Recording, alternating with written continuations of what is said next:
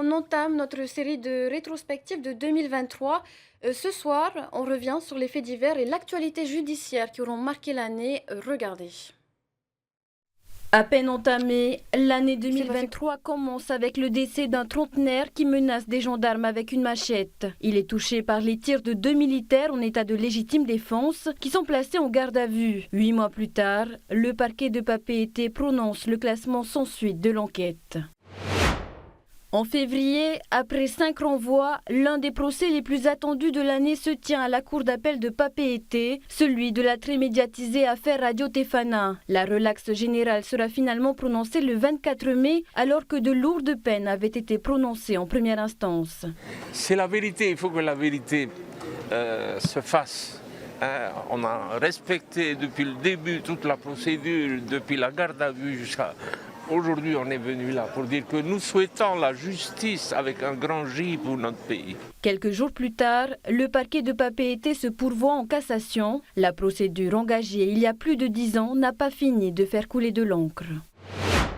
Dans les îles, des faits de violence entachent l'image de la perle du Pacifique au mois d'avril. Un rameur de 28 ans est passé à tabac par 3 jeunes adultes de l'île à l'issue d'un bal organisé place Tuvavou. Les tensions sur fond de règlement de compte sont palpables sur place. Jugés en comparution immédiate quelques jours après, les agresseurs sont condamnés à des peines de prison. La victime, elle, conservera des séquelles de son agression.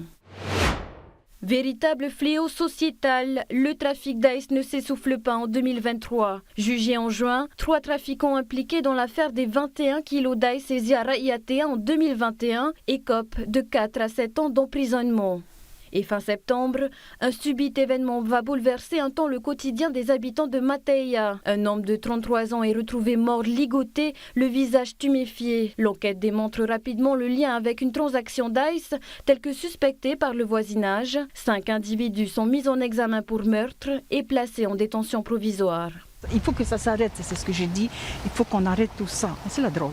La lutte contre le trafic atteint son paroxysme avec la saisie record de 9 kilos de méthamphétamine à l'aéroport de Fa'a. Un individu en provenance des États-Unis est interpellé par les douanes. Il sera jugé le 11 janvier 2024.